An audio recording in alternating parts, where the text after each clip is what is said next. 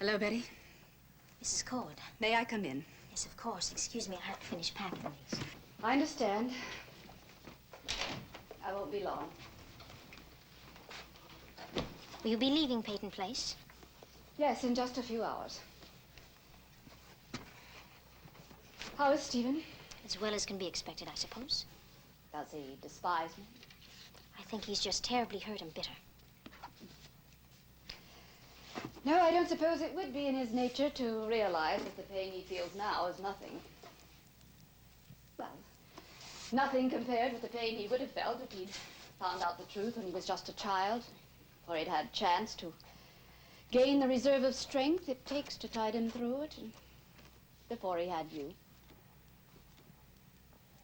Betty, you do understand my decision to keep the truth from Stephen, don't you? Why, because I'm a woman? Oh, now, really, Mrs. No, not because you're a woman, Betty, because you're a certain kind of woman. Not unlike the kind of woman I am. Mrs. Cord, all I care about is that I'm able to make Stephen happy. Everything else is secondary. Yes, I'm sure. Betty, it's possible that you don't realize it, but ambition is the cement of your marriage to Stephen. Just as it was in your marriage to Rodney, and just as it's been the cement in my relationships with the men I've known. I suppose what I'm trying to tell you is that when that cement starts to crumble, well, everything goes. There's nothing left. That might have been true for you, Mrs. Cord, but our marriage is very different from what you had with Mr. Peyton. Granted. Maybe what I'm suggesting is that you do a little soul-searching, Betty, to discover whether or not you'll be able to stay with Stephen, no matter what happens to him. What are you getting at? Of course I'll stay with him. Even when you discover that he's married to an obsession, much more permanently than he's married to you. You mean his revenge against Mr. Peyton? I mean his need to win Mr. Peyton's approval. Win his approval? Stephen hates him. Yes, he hates him and he loves him. Oh, Betty, our emotions play very strange paradoxes on us sometimes. Even when he is trying to destroy Martin Peyton, he's really doing it to try to win his respect. That's the terrible irony. That's incredible after what Stephen knows. Betty, Stephen has been dominated by Martin Peyton from the moment he was born. He's modeled himself after him, worshipped him, let himself believe Martin Peyton was his father. And now that he knows the truth, he isn't freed from it. He's bound more closely than ever. What I want to know, Betty, is will you be able to live with us? Will you be willing to try to help him? How can I help him beyond loving him? By refusing to let him use your ambition to justify his own. Oh, you've tricked me again, Mrs. Cord. You're still trying to drive a wedge between Stephen and me, between his goals and my goals. I'm not tricking you. But you're telling me to undermine Stephen, to treat him as if what he wants is irrational, to prescribe for him as if he was sick. But he is sick. He is not sick. He is sick. It's a sickness brought on by people making too many demands of him without giving him any love in return. Betty, help him. Show him that you love him unconditionally. Prove to him that he doesn't have to prove anything to you as he did to Mr. Peyton. That it doesn't matter to you what he becomes in the eyes of the world. Betty, on the day that Stephen can treat Martin Peyton as any other human being, neither loving nor hating, but with complete indifference, on that day, you'll know you have succeeded. But until that day, you'll never have your husband for yourself.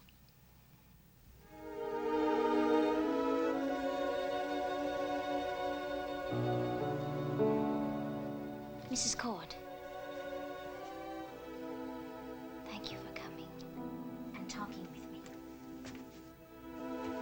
Betty, there's almost nothing you can't overcome together. But as long as Martin Peyton lives, you have a vigil to keep. I almost forgot. Here, this is something for the two of you. What is it? Well, the house was sold today, and that's the money. Oh, please keep it. You'll need it now yourself. I don't want it. I want you to have it. Betty, you're young. You don't know what it's like to come near the end of your life and find that you've given so very little to anybody, so please take it. I know he won't accept it. just as he felt he couldn't keep this house. Then you convince him for me, will you? Mrs. Cord, Please. I want to help my son. He is my son, even though I'm not his mother. All right, I'll try. Thank you.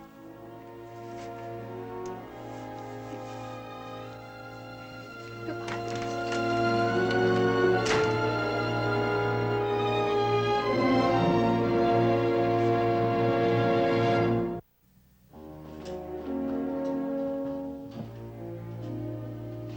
Hello, Mr. Peyton. You need some help? Is Norman Harrington here? He was here. You want me to find him for you? Oh, no, thank you, Miss Hunt. I'll look for him myself. All right.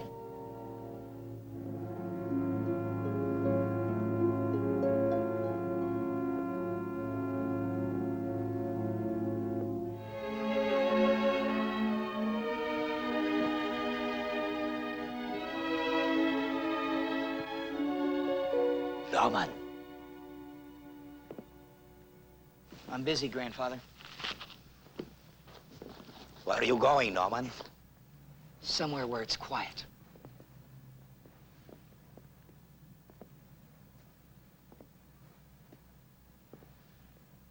I want to talk to you. Would you come home with me? No, thanks.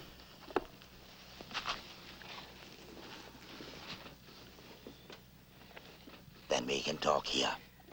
There's nothing to say. I don't haul myself all over town looking for someone if I don't have something to say. But nobody's listening.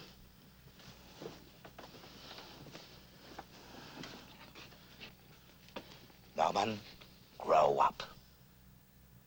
Oh, grow up so I can be like my father, who let an innocent man rot in jail for 18 years? Or grow up so I can be like my grandfather, who let his daughter give her children away? Peter Pan had it made. Norman, please. You're the only man in the world that can make that sound like an order. I came to thank you for going to the cemetery. I didn't want to go. I just couldn't stop myself. You loved your mother just as I did. Perhaps more than she deserved. She loved me.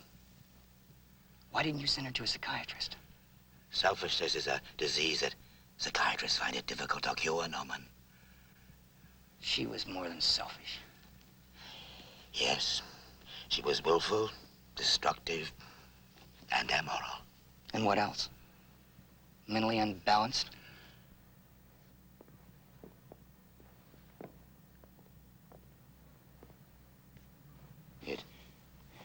It makes it easier to accept that way, doesn't it, Norman? It's possible to accept it that way. And so that's the way you want it. That's the way it is. A splendid rationale, Norman. It makes your mother's crimes, my daughter's crimes, understandable, even excusable. It makes your mother pitiable. But it's nothing more than a rationale. It simply is untrue. You know it is. Your mother was not insane. You'll have to accept that, Norman. Just as I have for a long, long time. She was a morally corrupt woman. Peddle it somewhere else, Grandfather, because I know she was insane.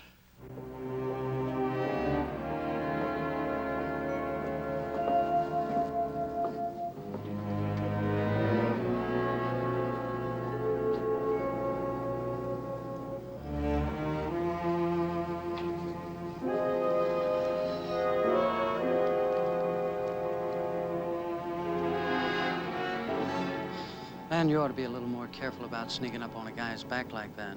You get the whole geography of your face change real quick. I was just on my way over to your house to talk to you. You've been to my house, man, and not to talk to me. Well, that's what I want to set you straight about. You don't have to set me straight, man. I got the whole picture. No, you don't have the whole picture, Lee, but you're going to. I took over a check. I pretended that it was back pay that I owed you. I knew Sandy wouldn't take it otherwise. I also knew she was in pretty bad shape financially. but in pretty good shape in every other way, right? It wasn't like that.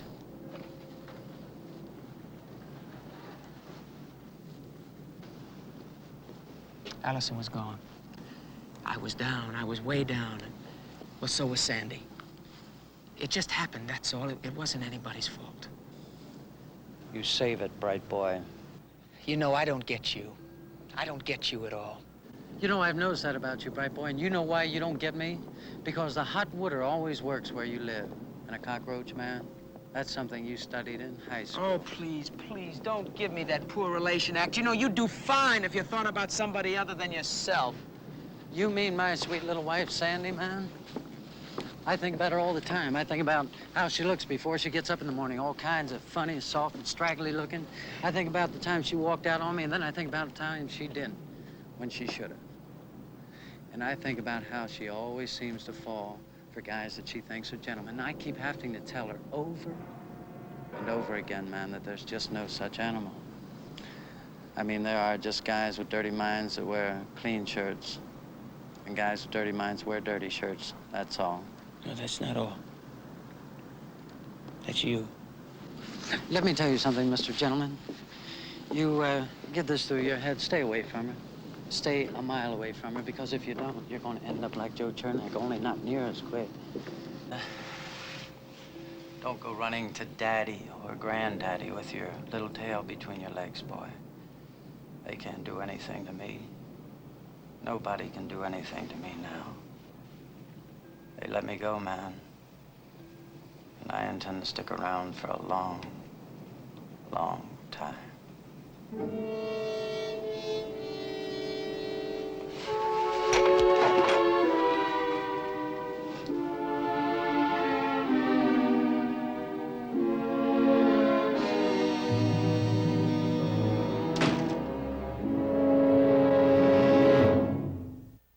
Preview from the continuing story of Peyton Place. Are you up to it?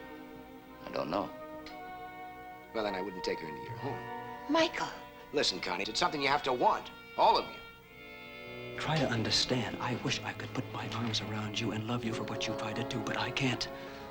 He won't let me give him the one thing that I can give. A family, children. And I don't know what to do.